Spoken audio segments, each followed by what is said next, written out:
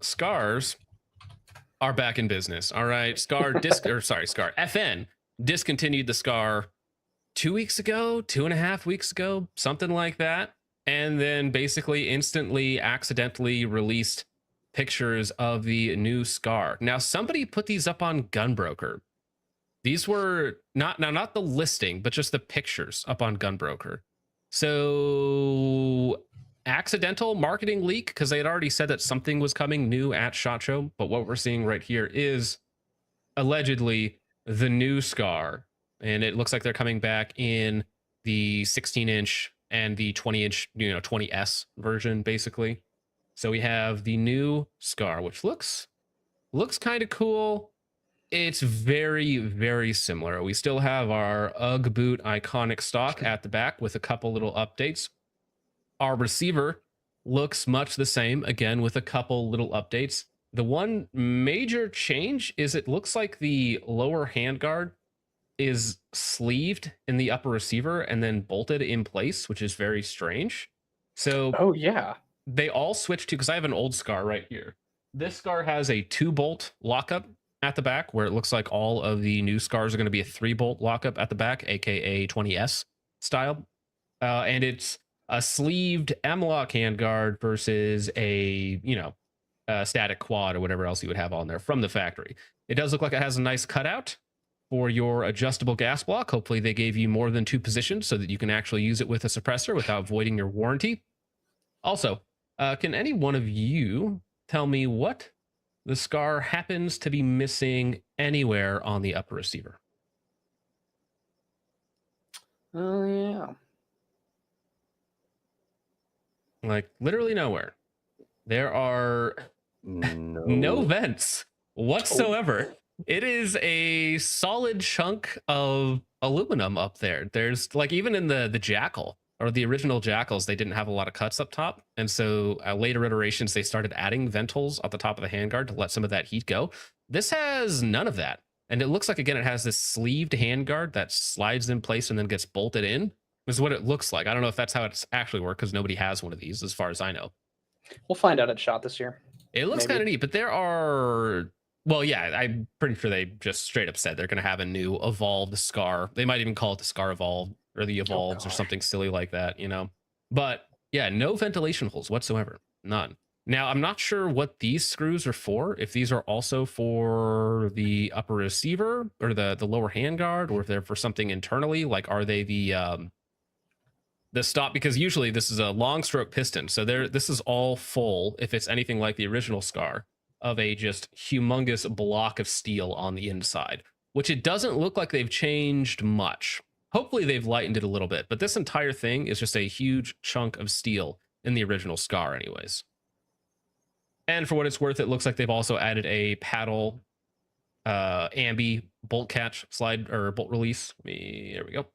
So you guys can see that's a big ambi paddle right there. I don't like that.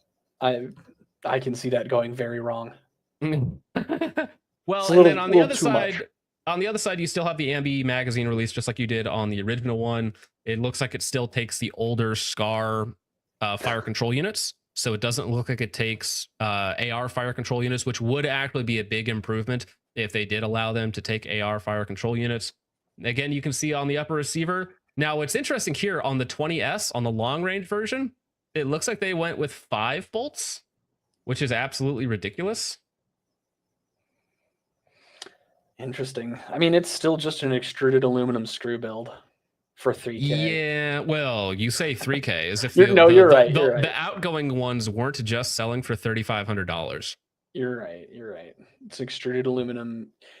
That's the most insulting thing about the Scar. As much as I love it for the video game vibes, it's literally a gun built to be made as cheaply as possible and as fast as possible, and they want like 4K for it or more.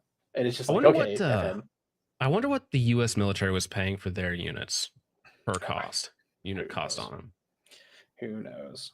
Yeah, but you can see it's got the big old paddle there for your bolt catch, which is like, all right, something.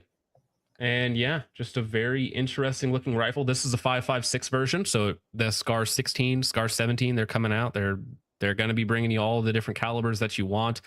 probably 5.56, 308, 6.5 Creedmoor at launch, something like that. It would be cool if they decided to chamber one of their scars in the new 6.5 by 43 lick round, right? Because FN also has the LICC, what is it, the lightweight intermediate caliber carbine, something like that. So if they wanted to try 6.5 by 43 in a scar, could be cool. Yeah.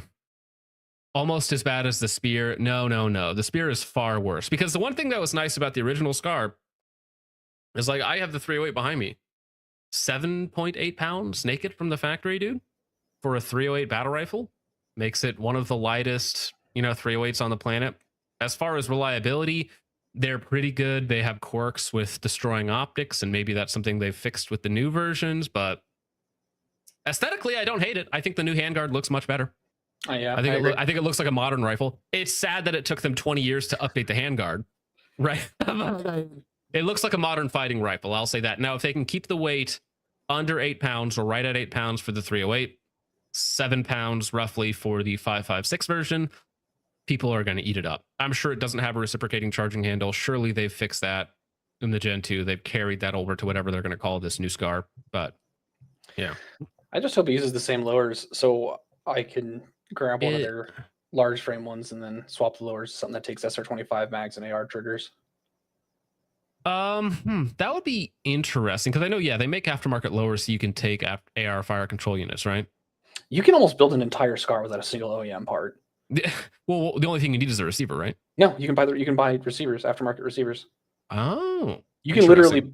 I think the only thing you would need are like all the little bits and baubles, like the little pins and stuff. Yeah, but you can basically build out an entire SCAR without buying a single OEM FN part. Well, I mean, that's what happens when it's all extruded aluminum and screws, basically. Yeah. Because there's like, what, 25 screws holding this thing together, especially on the upper receiver. It's a lot of screws, but maybe they're properly torqued, unlike the PSA Jackal. So maybe they'll stay in place. You never know. Who knows? Yeah. For a $4,500 MSRP rifle plus, or whatever it ends up being, it better be torqued properly. Oh yeah, actually, let me check Gunbroker right now to see what outgoing SCAR 17s are going for.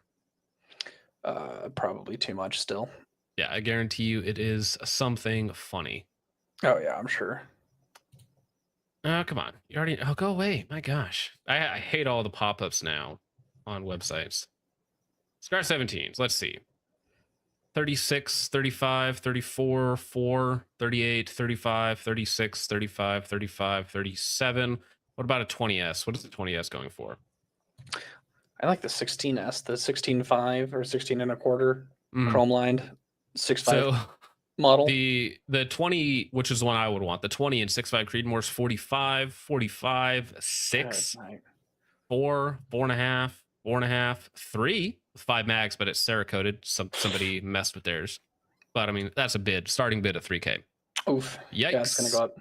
Yikes, bro. Yeah. Eugene Stoner was able to build this in a cave with a box of scraps. True. I mean, it's going to be the same price as a lot of your H&K MR556, your B&T APC 223 Pros, or whatever they call those things, or the new Beretta Praetorian or anything like that. Beretta.